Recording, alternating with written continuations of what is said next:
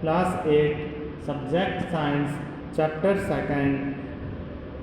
Second chapter बच्चों आपका है माइक्रो ऑर्गेनिज्म फ्रेंड्स एंड फो।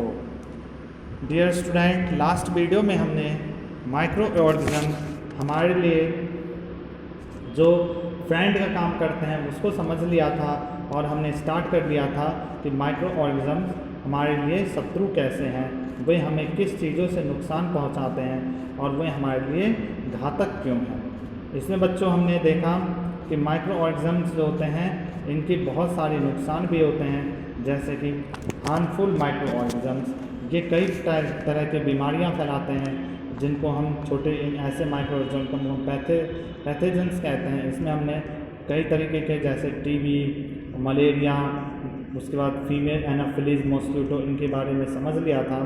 बच्चों आज आपका एक 12.1 टेबल है, इसको आपको अच्छे से समझना है क्योंकि इसमें ऐसे बहुत फेमस डिजीज़ लिखे हुए हैं जो कि आज कई सारी कंट्री, बड़े बड़े देश, शहर इन बीमारियों से ग्रसित हैं। तो बच्चों जिसमें तुम्हारा जो फर्स्ट डिजीज़ है वो है आपका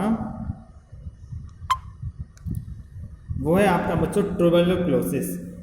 ट्यूबरक्लोसिस बच्चों आपका होता है क्या, टीबी की जो बीमारी होती है ना उस ट्यूबरक्लोसिस कहते हैं।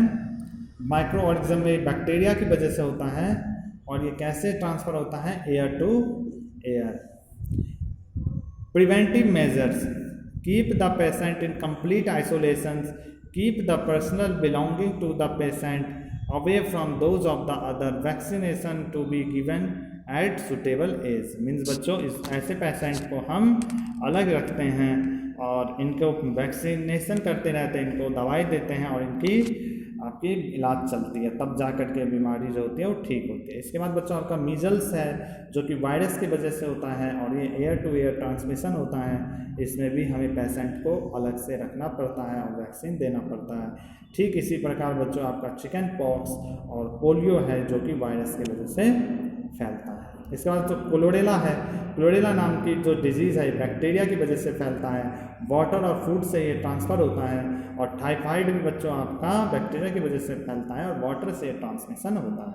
ट्रांसमिशन का बच्चों क्या मीनिंग है कि मान लीजिए किसी एक व्यक्ति है जिसका नाम है ए, एक दूसरा व्यक्ति है जिसका नाम है बी। अगर ए व्यक्ति को टाइफाइड हो रखा है और वह बी के संपर्क में है, तो अगर बी के संपर्क में है तो ए बी को कैसे अपनी बीमारी से उसको भी संक्रमित कर सकता है, तो वे कर सकता है कैसे, वाटर से। मान लीजिए जब इसने पानी पिया और वही पानी छोड़ दिया, इसने पी लिया, या मान लीजिए इसने छींका और छींक की जो कुछ वाटर ड्रॉपलेट्स हैं उस पानी में पड़ गई और इसने पी लिया, तो इस तरीके से जो ए व्यक्ति की जो डिजीज़ थी वह इसके पास ट्रांसमिशन हो जाएगी।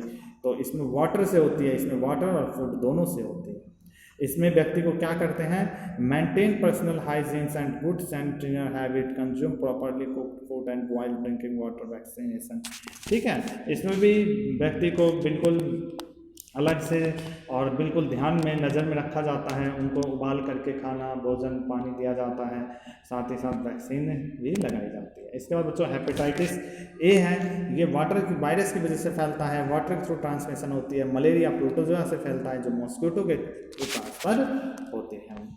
ओके, तो बच्चों ये जितने भी आपने अभी मैंने आपको डिजीज़ के नाम बताए हैं ये किन से फैलते हैं आप देखे होंगे, तो इसमें जितने भी नाम लिखे हुए हैं या तो वायरस है या तो बैक्टीरिया है, और दोनों ही हमारे कैसे होते हैं, माइक्रो ऑर्गेनिजम्स होते हैं, यानी कि बहुत ही छोटे जीव होते हैं। ओके, नेक्स्ट देखिए बच्चों, disease causing micro organisms in animals.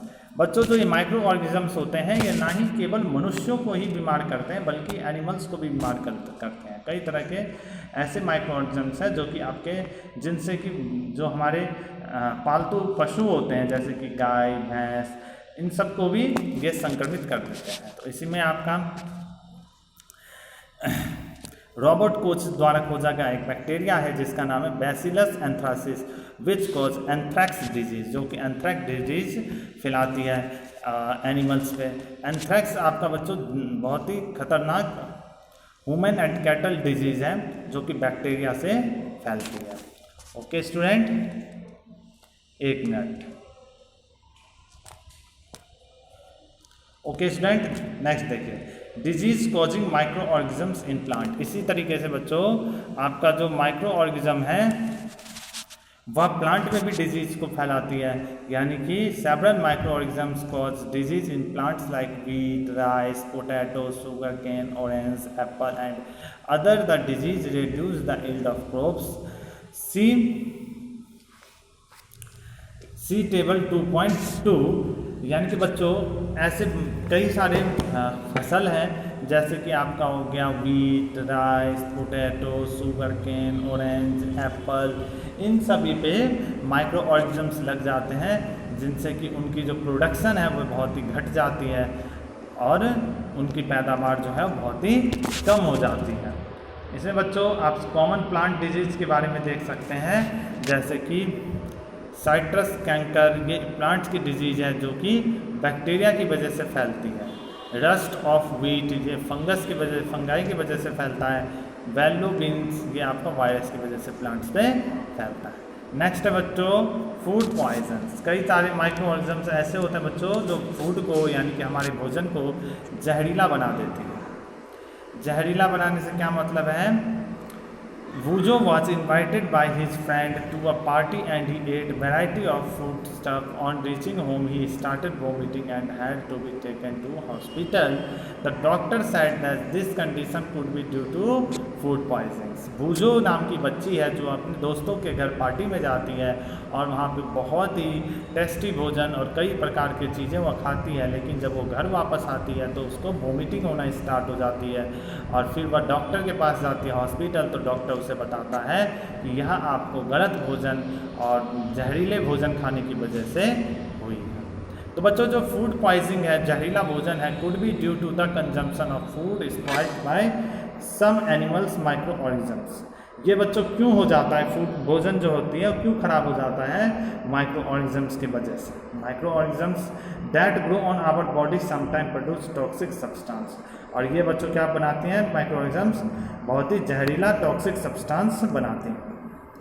Make food poisonous causing serious illness, और इसकी वजह से बहुत ही सीरियस इलनेस हो जाती है, कभी कभार तो मनुष्य की डेथ तक हो जाती है। So it is very important that we preserve food prevent to being spoiled. इसीलिए हमें भोजन को प्रिवेंट करके रखना चाहिए, बचा के रखना चाहिए, ताकि उस पर बैक्टीरिया और ये माइक्रो ऑर्गेनिज्म सब का हमला या अटैक ना हो।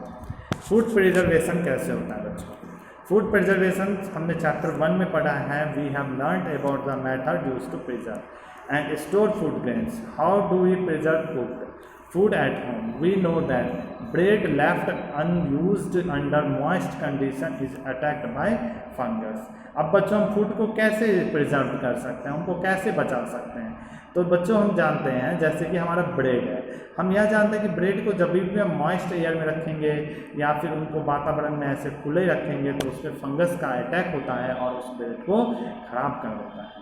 तो micro organisms spoil our food, वे हमारे फूड को बेकार कर देते हैं। Spoiled foods emit and bad smell and has bad taste and changed colour. और ये बहुत ही बुरा सुगंध होता है, इसका बहुत ही बेकार टेस्ट होता है और इसका कलर भी जो होता है वह बदल जाती है। पहली bought some mangoes but she could not eat them for a few days. Later she found that they had spoiled and rotten, but she know that the mango pickle and grandmaster milk does not spoil for a long time. She is confused. Means बच्चों क्या है कि पहेली नाम की बच्ची है, ठीक है, वो मार्केट जाती है, मार्केट से कुछ मैंगो को खरीद के लाती है और वह घर में ला करके रख देती है। कुछ दिनों तक वह उस मैंगो को नहीं खाती है, कुछ 4-5 दिन के बाद जब वो मैंगो को देखती है तो सड़ गया रहता है और बिल्कुल बेकार सा हो जाता है। फिर वह उसको समझती है कि इसको अब खा ही नहीं जा सकता, यानी कि वो फेंक दिया जाए, इतना बेकार हो जाता है। लेकिन फिर उसके दिमाग में ख्याल आता है कि मैंने मैंगो लिया, वो इतना बेकार हो गया, जबकि मेरी दादी जो अचार बनाती है, पिकल बनाती है मैंगो से, वो तो कई कई दिनों तक रखा रहता है, फिर भी वो बेकार नहीं होता। तो वो कंफ्यूज हो जाती है, ऐसा क्यों होता है? तो इसका आंसर देखिए बच्चों, let us study the common methods of preserving food in our homes, we have to save it from the attack of microorganism. इसका बच्चों कई तरीके के मेथड हैं जिस वजह से वे जो आपका पिकल है यानी अचार है वह खराब नहीं होता। कारण भी बच्चों इसका यही है कि उसमें कई तरह के मसाले, उसमें नमक, उसमें बहुत सारी चीज़ें ऐसी मिलाई जाती हैं जिनसे उन पे वायरस का, माइक्रो ऑर्गेनिज्म्स का अटैक नहीं हो पाता है। ओके स्टूडेंट, तो बच्चों नेक्स्ट अब हम सीखेंगे अगली क्लास में कि वो केमिकल मेथड कौन कौन से हैं जिनसे कि हम अपने फूड को प्रिजर्व कर सकते हैं। अभी तो हमने जनरल तरीका समझा है, अब हम सीखेंगे नेक्स्ट वीडियो में बाकी वे सारे मेथड जिनसे हम अपने भोजन को प्रिजर्व रख सकते हैं। इसके बाद बच्चों हमारा नाइट्रोजन फिक्सेशन है, नाइट्रोजन फिक्सेशन बाद नाइट्रोजन साइकिल है और उसके बाद हमारा चैप्टर हो जाएगा फिनिश। तो लगभग हमारा कल ये चैप्टर एक दिन का चैप्टर में ख़त्म हो जाएगा और आपको उसके बाद इसमें एक्सरसाइज क्वेश्चन आंसर मिल जाएंगे। ओके, तो चलिए आज की वीडियो में इतना ही। घर पे पढ़ना है सभी को। Thank you.